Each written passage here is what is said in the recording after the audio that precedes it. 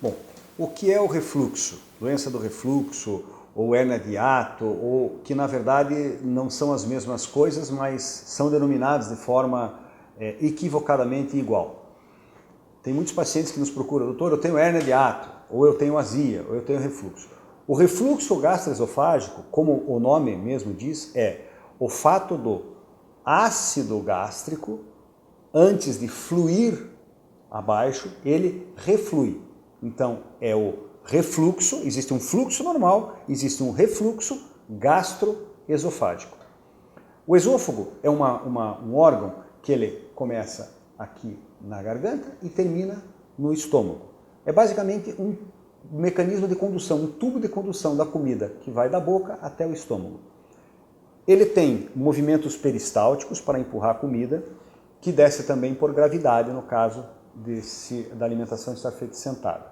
Existe uma válvula que ela é como se fosse um elástico, que ela fica fechada o tempo inteiro, aqui na entrada do estômago. Essa válvula se chama esfíncter. Quando a gente engole alguma coisa, desde uma saliva, um alimento qualquer, esse alimento desce pelo esôfago. Quando ele chega nesta válvula, essa válvula se abre e esse alimento entra no estômago, entra na câmara gástrica. Quando esse alimento passa, essa válvula fecha, existe um fechamento dessa válvula na entrada, existe uma outra válvula fechando a saída do estômago. Ou seja, esse alimento fica dentro do estômago com o ácido gástrico, que é produzido pelo próprio estômago. Esse ácido gástrico ele tem um pH em torno de 2. Para vocês entenderem o que é o pH em torno de 2, quando a gente compra um sabonete neutro, um shampoo neutro, o pH é de 7. A medida do pH é de 0 a 14, então o pH neutro é 7. Veja, quanto mais próximo de 0, mais ácido. O pH do estômago é em torno de 2, então é muito ácido. Esse alimento, voltando à explicação, ele cai no estômago, mistura-se com ácido e começa-se o processo digestivo. Depois de haver esta mistura, há um fluxo normal para o duodeno, que é o começo do intestino.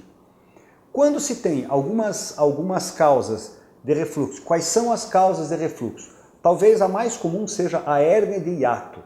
O que é o hiato? O hiato é exatamente essa região onde está localizada essa válvula, vulgarmente conhecido como a boca do estômago. Quando esta válvula, aquele esfíncter que eu falei, ele fica frouxo, ele permite a passagem do alimento, mas esta porta ela não fecha adequadamente. Então, ela permite que esse alimento retorne, ele reflua do estômago para o esôfago. O estômago, conforme eu disse, ele produz o ácido, ele é feito para viver no meio ácido. O esôfago não. O esôfago, eu disse que é só um tubo de passagem e ele não está pronto para esse ácido. Quando ele começa a tomar esse banho de ácido, este refluxo de ácido, ele inflama. Qualquer inflamação tem o sufixo "ite". Então eu posso ter uma inflamação no nariz, uma rinite, no ouvido uma otite, no estômago uma gastrite e no esôfago uma esofagite. Então, quando você faz uma endoscopia, tem lá esofagite por refluxo. Pô, doutor, o que é essa esofagite? É uma inflamação do teu esôfago, que é esse tubo de condução causado pelo ácido que, ao invés de ir do estômago adiante, ele reflui e te causa o sintoma mais clássico e mais frequente do refluxo, que é a azia, que é a sensação de queimação. Então o doente nos procura assim: ó, eu como alguma coisa, machuca, parece que está machucado, parece que está queimando aqui atrás do peito. Esta sensação de queimação ou pirose retroesternal é outra sensação do refluxo. Quando a gente deita e uma válvula não funciona, todo o conteúdo gástrico ele tende a subir e ele pode chegar até as vias aéreas. Então nós temos o que se chama de sintomas extraesofágicos, que são rouquidão, tosse, otites de repetição, rinite de repetição, que são erroneamente diagnosticadas como problemas primários do sistema respiratório, mas na realidade elas são secundárias do refluxo. Eu não estou dizendo que toda rinite, toda otite, toda rouquidão seja causada por refluxo, mas são sintomas extraesofágicos. Para você fazer o diagnóstico do refluxo, você precisa basicamente de alguns exames. Primordial, indispensável, a endoscopia. Precisa ser visto o esôfago, precisa ser visto se há uma válvula, se há uma hérnia de hiato, se essa válvula está frouxa, se há uma esofagite, que grau de esofagite que tem. Então a endoscopia é fundamental. A pH-metria, que é a medida do pH esofágico, e a manometria também são exames fundamentais. Definido o diagnóstico, o paciente tem refluxo gastroesofágico. Eu tenho dois caminhos a seguir, ou o tratamento clínico ou o tratamento cirúrgico. Em que se baseia o tratamento clínico? O tratamento clínico ele tem 3 pilares. Primeiro, dieta. No que a dieta vai aliviar? A dieta, ou ela diminui a potência do ácido, ela deixa o ácido menos ácido, ou seja, menos agressivo, ou ela diminui o volume do ácido, menor quantidade de ácido, ou ela deixa a válvula menos frouxa. E daí a dieta se baseia em quê? Evitar fritura, fumo, bebidas alcoólicas, refrigerantes, alimentos à base de ácidos, frutas cítricas, e daí vai, né? A dieta tem essa função. O segundo pilar são medidas comportamentais. Se eu tenho um estômago que tem uma válvula que não funciona adequadamente, qualquer compressão que eu fizer nesse estômago, a tendência é que esse ácido volte. Então eu não posso estar acima do peso. Só o fato de eu estar sentado, o meu abdômen volumoso pressiona o estômago, é mais fácil de voltar. Perder peso. Não usar roupas apertadas. Elevar a cabeceira da cama. Para quê? Para que você eleve essa válvula, que o teu estômago... elevar a boca do estômago, né, de forma popular, para quê? Porque enquanto você dorme, o esôfago não fique tomando esse banho de ácido, né? Comer porções menores, manter o seu estômago com menor quantidade de comida, comendo com mais frequência, sempre diminuindo a quantidade de comida. São as medidas comportamentais. E a terceira base do tratamento clínico é a medicação. O que é a medicação? Ela cura o refluxo? Não, ela não cura. Ela só atua no pH gástrico. Ela altera a produção do ácido e ela faz com que o pH suba. Lembra do 0 a 14, que o pH neutro é 7? Ela puxa esse pH de 2 mais para próximo do 7. Ela deixa o ácido gástrico menos ácido. Quer dizer que você continuará refluindo? Sim, você continuará refluindo. Você não vai ter os sintomas, então você tem qualidade de vida. Qual que é a grande vantagem do tratamento clínico? É que ele não precisa de cirurgia. Você vai ter uma qualidade de vida melhor, você vai poder ir a festas, você vai poder comer as comidas que você tem vontade, tomando o remédio. Normalmente, a pessoa com refluxo, dependendo do grau, ela deve tomar esse remédio diariamente. Bom, e quando que eu opero? Quando que eu preciso operar? Basicamente, ou a outra parte do tratamento cirúrgico. O que é o tratamento cirúrgico? Basicamente é corrigir esse defeito anatômico. Eu tenho uma válvula que não funciona, eu faço uma válvula através do tratamento videolaparoscópico, que é aquela cirurgia erroneamente chamada a laser. São 5 furinhos que a gente vai lá e conserta essa válvula. Esta porta que permite a passagem e não impede o retorno, ela passa a ser uma válvula unidirecional. É uma porta que abre e fecha. Cirurgicamente a gente consegue isso.